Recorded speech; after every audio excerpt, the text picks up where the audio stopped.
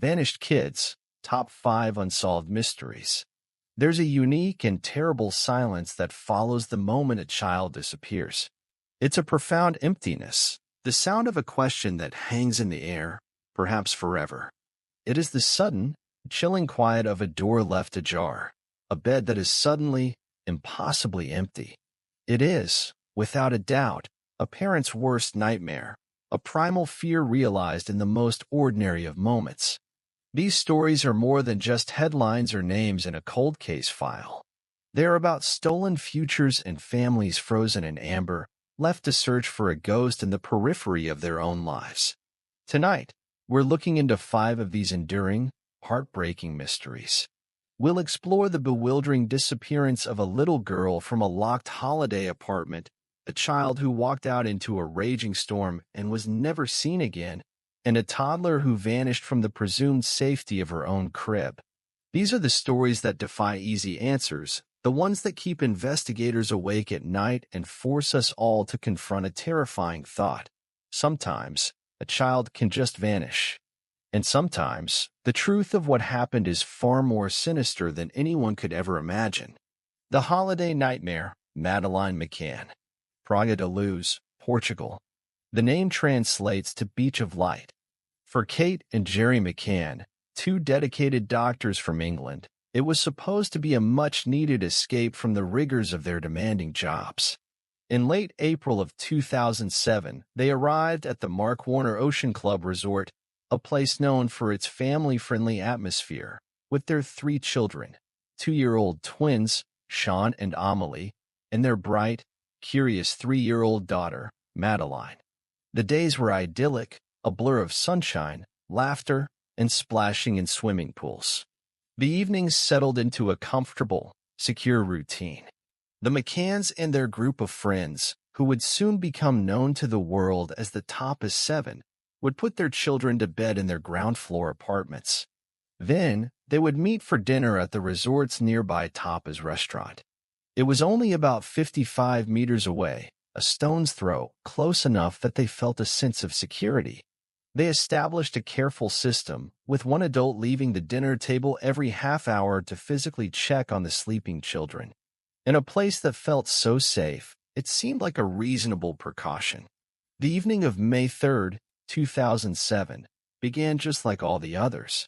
The children were tucked into their beds in apartment 5A. The parents went at dinner, the conversation and wine flowed, and the scheduled checks on the children continued as planned. Around 9:05 p.m., Jerry McCann took his turn. He walked to the apartment and noticed the nursery door was open wider than they had left it, but a quick glance inside showed all 3 children sleeping soundly. He quietly pulled the door partway closed and returned to his friends. It was Kate McCann's turn next. At 10 p.m., she walked the short distance back to the apartment. The moment she stepped inside, a cold, visceral dread washed over her. The children's bedroom door was flung wide open. The window was open, and its metal shutter had been raised. And the bed where Madeleine should have been sleeping was empty. Panic doesn't begin to describe the sheer terror of that moment. A frantic, heart-pounding search of the apartment confirmed the impossible. Madeleine was gone. The cry Kate let out was one of pure, animalistic grief, a sound so harrowing it alerted the entire resort that something was terribly, fundamentally wrong. The vacation was over. A waking nightmare had just begun. The first few hours of the investigation were chaotic. Resort staff and guests fanned out across the property with flashlights, their voices cutting through the night as they called Madeleine's name. But crucial opportunities were missed. The Portuguese police were slow to establish a secure perimeter, meaning vital forensic evidence was likely contaminated or lost. The border with Spain, only a few hours' drive away, wasn't sealed immediately. In those first critical moments, the window to find a missing child was already closing. The investigation ballooned into one of the most heavily reported missing person cases in modern history. But as days bled into weeks, the focus of the investigation took a shocking and cruel turn. Under immense international pressure, the Portuguese police began to look with suspicion at Madeleine's own parents. A series of damaging leaks to the media painted Kate and Jerry in a suspicious light. In September 2007, they were officially named as formal suspects, or arguidos. This stunning development was fueled by what police claimed was forensic evidence. Specifically, the scent of a corpse and Madeleine's DNA purportedly found in the trunk of a car the McCanns had rented 25 days after she disappeared.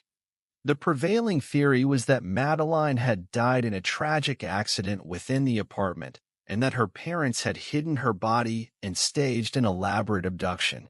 The McCanns fiercely denied this grotesque accusation, and the forensic evidence was later proven to be unreliable and inconclusive.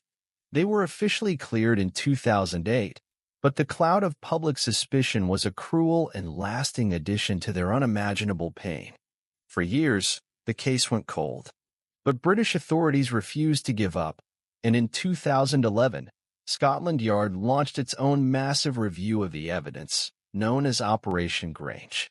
Then, in June 2020, a new name electrified the investigation: Christian Bruckner. German authorities announced they had a new prime suspect, a convicted German sex offender who was known to have been living in the Algarve region when Madeleine disappeared.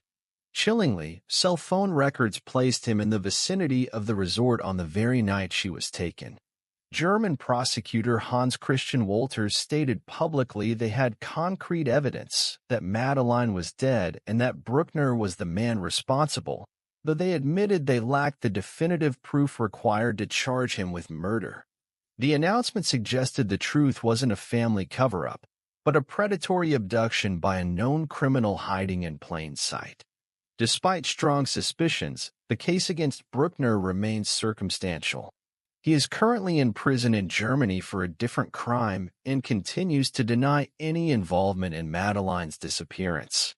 In June 2025, in a renewed push for evidence, German and Portuguese police conducted new, intensive searches of a reservoir and scrubland that Bruckner was known to frequent.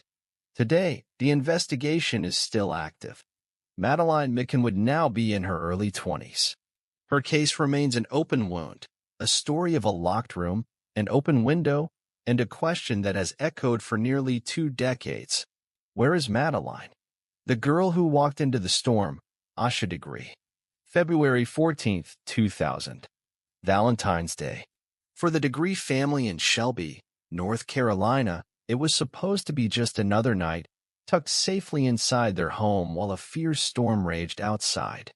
Harold and Aquila Degree were loving and protective parents to their son, O'Brien, and their 9-year-old daughter, Asha. By all accounts, Asha was a shy, cautious, and quiet child, notably afraid of the dark and deeply wary of strangers. Nothing in her behavior suggested she was unhappy or planning to run away. That night, a power outage plunged their home into darkness. The children went to bed around 8 p.m. in the bedroom they shared. Sometime around 2:30 a.m., Harold Degree got up and heard a faint squeak from his son's bed. Assuming both children were stirring but safe in their room, he went back to his own bed. It was the last time anyone in the family would ever see Asha. The next morning, the terrifying discovery was made. Asha's bed was empty. A frantic search of the house revealed no signs of a break-in. No shattered windows, no forced doors. But then they noticed something deeply unsettling. Asha's book bag, her winter coat, and a few other personal items were gone. It appeared as if she had packed a bag and simply walked out on her own. But the question was immediate and baffling. Why would a shy 9-year-old, terrified of the dark, willingly leave the safety of her home in the middle of a cold, rainy night? It made absolutely no sense. Then, the story took an even stranger turn. In the days that followed, 2 truck drivers came forward with startling information. They reported having seen a little girl matching Asha's description walking along the dark and desolate Highway 18 around 4 a.m. She was walking south, against the wind and pouring rain. One driver found the sight so bizarre and alarming that he circled back 3 times to check on her. The last time he saw her, as his truck drew near, she seemed to get spooked, running off the road and into the dark woods. That was the last confirmed sighting of Asha Degree. For more than a year, the trail went cold. Then, in August 2001, a construction worker unearthed her book bag over 26 miles from her home, near a construction site in Burke County. The discovery only deepened the mystery. The bag had been carefully double-wrapped in plastic trash bags and buried. This pointed directly to the involvement of someone else, someone who was methodically trying to dispose of evidence. For 20 long years, the case languished with no credible leads. Then, in 2016, the FBI announced a significant development. They believed Asha may have been seen getting into a dark green, early 1970s Lincoln Mark IV or Ford Thunderbird on the night she disappeared. It was the first real indication from law enforcement that she had likely been abducted from the side of that dark highway. The case took a monumental leap forward in September 2024. Search warrants were served on a property belonging to a couple named Roy and Connie Dedman. The warrants contained a shocking revelation. Investigators now believe Asha was murdered and her body was hidden. This new focus came after a witness allegedly came forward, claiming to have heard a woman confess to killing Asha years earlier at a party. In early 2025, investigators announced they were closer than ever to solving the case, and by May 2025, the reward for information was increased to $75,000. No arrests have been made, and the Dedman's lawyer maintains their innocence. But for the first time in over 2 decades, there is a tangible sense of movement. The theory now points to a horrifying conclusion, that a shy 9-year-old girl didn't just wander away, but was lured out into a storm, abducted from a dark highway, and met with a terrible end. Asha's mother, Aquila, still refuses to give up. "I believe she's still alive," she said in a February 2025 interview. "Until somebody can prove me wrong, I'm still going to believe that." For her family, the long, silent storm of the past 25 years may finally be about to break. The empty crib, Ayla Reynolds. Some stories begin not with a bang, but with a quiet, deeply unsettling absence. That is the case of Ayla Reynolds. It is a story that revolves around one central, impossible fact. A 20-month-old toddler vanished from her crib in her own room, while 3 adults who claimed to know nothing were sleeping in the same small house. In the fall of 2011, Ayla Reynolds was living with her father, Justin DiPietro, at his mother's house in Waterville, Maine. Also staying in the house that night were Justin's sister, Alicia, and his girlfriend, Courtney. The evening of December 16, 2011, was, according to those present, completely unremarkable. Justin stated that he put Ayla to bed at 8 p.m., dressed in green one-piece pajamas that read, "Daddy's Princess." Her left arm was in a soft cast and a sling from a recently broken arm. The next morning, at 8:49 a.m., Justin DiPietro called 911. In a calm, almost detached voice, he told the dispatcher, "I woke up this morning. My daughter is not here." He suggested that she had been abducted or perhaps had somehow wandered off. But Ayla was only 20 months old. The idea that she could have climbed out of her high-sided crib, navigated the house, unlocked a door, and disappeared into the cold Maine winter seemed utterly impossible. In the 911 call, DiPietro himself told the dispatcher, "There is no way she could have gotten out of the crib on her own." The subsequent search quickly grew into the largest police investigation in Maine's history. But there was no sign of Ayla anywhere. No footprints in the snow, no witnesses, no ransom note. It was as if she had simply evaporated into thin air. The investigation soon zeroed in on the 3 adults who were inside the house that night.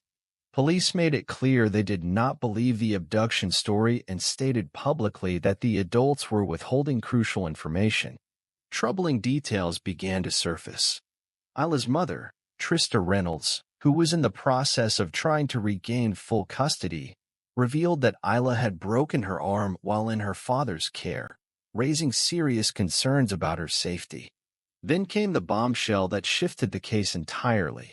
In January 2012, investigators announced they had found Ayla's blood inside the house. And it wasn't just a small amount. Traces of her blood were found in multiple locations, including on her father's slippers, and, most disturbingly, a significant quantity, more than a cup, according to family members told by police, was found on the concrete floor of the basement. This grim and horrifying discovery pointed not to an abduction, but to a violent event having taken place inside the home. Police officially concluded that foul play was involved. Still, no one has ever been charged. Without a body or a confession, prosecutors have stated there isn't enough evidence to secure a criminal conviction. Ayla's mother, Trista, refused to let the case go cold. In 2017, she took the heartbreaking but legally necessary step of having Ayla declared dead. A year later, she filed a wrongful death lawsuit against Justin DiPietro, which was later expanded to include his mother and sister. The lawsuit alleged they had caused Ayla's death and then attempted to clean up the blood before ever calling 911. For years, the lawsuit moved slowly through the civil courts, but it succeeded in keeping the case alive and exerting pressure. Finally, in September 2024, a settlement was reached. While the specific terms of the settlement are confidential, it marked a major and hard-fought milestone for Trista Reynolds. But it is not the end. The criminal investigation into Ayla's disappearance remains open. The mystery isn't if something terrible happened to Ayla Reynolds in that house, but what exactly happened, and who is responsible. The silence from the three adults who were last to see her is a deafening echo of a life stolen far too soon. The hand in the parking lot, Michaela Garecht. It was a perfect, crisp autumn morning on November 19, 1988. 9-year-old Michaela Garecht and her best friend rode their scooters to the Rainbow Market in Hayward, California, to buy candy and soda. They propped their scooters by the front door, went inside the market, and came back out just moments later, laughing. It was a completely normal Saturday morning errand for two young friends. And then, in a heartbeat, it wasn't.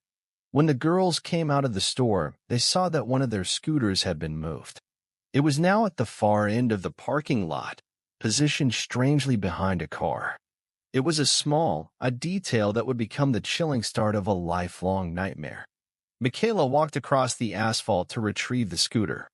As she bent down to pick it up, a man suddenly jumped out of the adjacent car and grabbed her. Her friend stood frozen just yards away, the sole witness to the terrifying abduction. She watched in horror as the man used his brute strength to force a struggling Michaela into his car.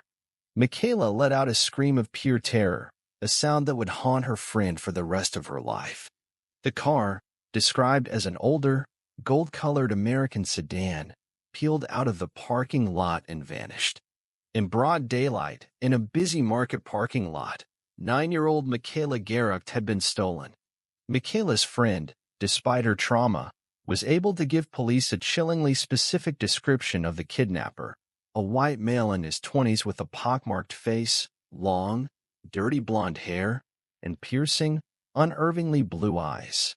A composite sketch of a fox-like man was created and circulated everywhere. The FBI joined the search, and Michaela's face was soon printed on billboards and milk cartons across the country. Her mother, Sharon Murch, became a tireless and powerful advocate for all missing children, vowing to never move from her home, never change her phone number, always holding on to the hope that Michaela would find her way back. For decades, the case went cold, a tormenting open wound for her family and community. But investigators never gave up. The single most important piece of evidence was the scooter Michaela had tried to retrieve. The kidnapper had touched it, leaving behind a partial palm print. For years, forensic technology wasn't advanced enough to find a match for such a small print.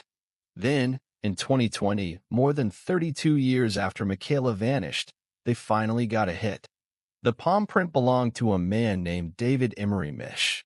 Mish was no stranger to law enforcement. He was a convicted killer, already serving a life sentence for a 1989 murder. At the time of Michaela's abduction, he was 27 years old, lived nearby, and looked strikingly similar to the composite sketch drawn from the description given by Michaela's friend. In December 2020, David Misch was charged with the kidnapping and murder of Michaela Garecht. For her family, the news brought a complex storm of relief and utter devastation. Finally, the monster who had haunted their lives for 3 decades had a name, but it also confirmed their deepest fears.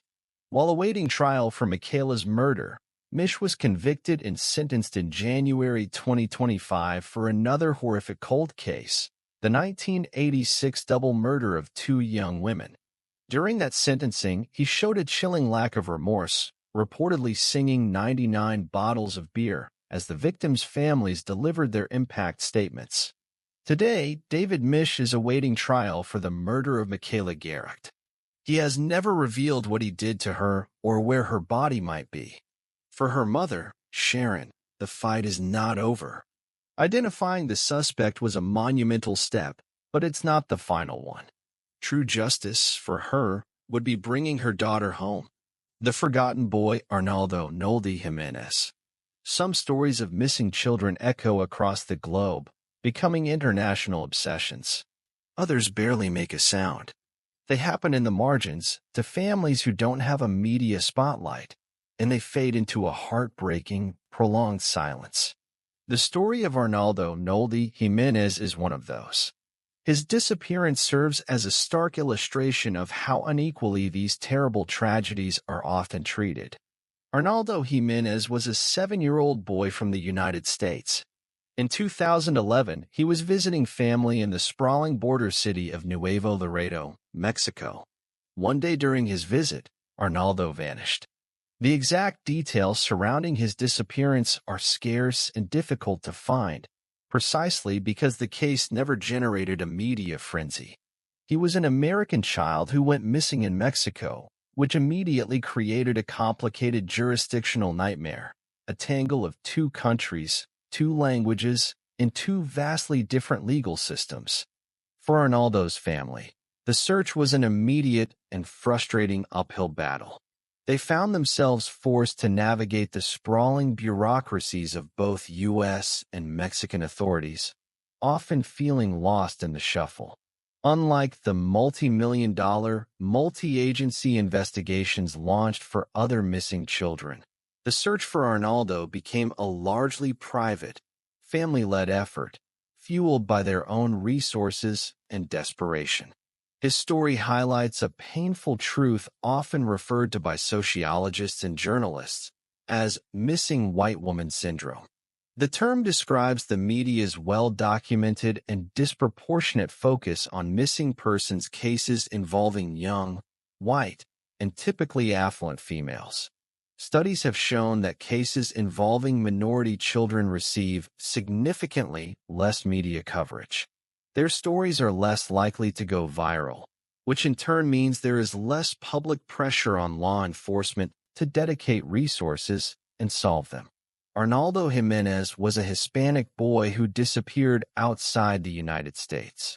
While the faces of children like Madeleine McCann are recognized worldwide, Arnoldo's face remains largely unknown. There were no primetime television specials or celebrity appeals for his return. The trail went cold almost as soon as it began. Years have passed with few, if any, public updates or leads. His case remains unsolved. It is easy to confuse his case with another high-profile one involving a man named Arnoldo Jimenez. In 2012, a different Arnoldo Jimenez was placed on the FBI's 10 most wanted list for the brutal murder of his new wife. That man was eventually captured in Mexico in January 2025. But the case of the missing child, 7-year-old Arnoldo, is completely separate and remains tragically unresolved. His story forces us to ask deeply uncomfortable questions. Why do we, as a society, hear so much about some cases and so little about others? Is a missing child's life valued differently by the media and the public based on their race, their nationality, or their family's social status? The pain of Arnoldo's parents is just as profound and all-consuming as the pain of Kate and Jerry McCann.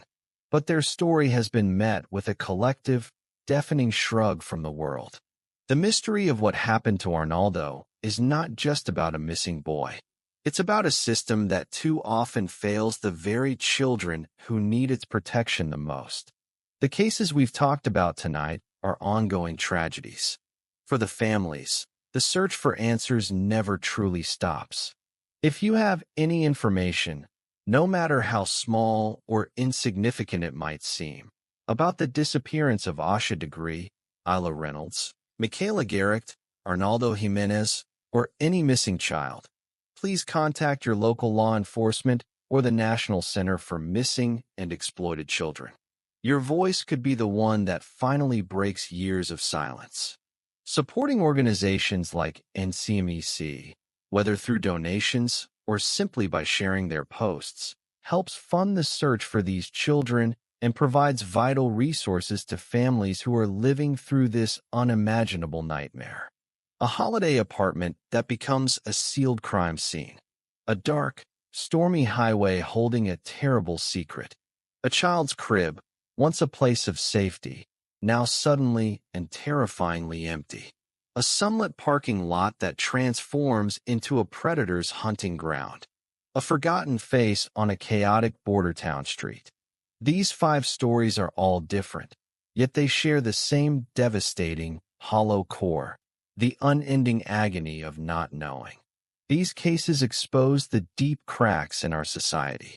They show us the monsters that can live right next door, hiding in plain sight, and they reveal the implicit biases that often decide which stories get told and which are allowed to fade away. Madeleine McCann's disappearance became a global media event, while Arnoldo Jimenez's barely made a ripple. But that disparity does not change the fundamental truth that every single one of these children is equally loved, equally missed, and equally deserving of justice. For these families, hope becomes a complicated, painful, and stubborn thing. It's the flicker of a candle that refuses to be extinguished by the wind, a steadfast refusal to let the silence win. It's the force that drives a mother's lifelong fight for justice, a community's annual walk of remembrance, and a parent's solemn promise to never, ever give up. These children are not just names in a file. They are sons and daughters, forever frozen in time. As long as we keep telling their stories, as long as we remember their names, there's still a chance that one day, the silence will finally be broken.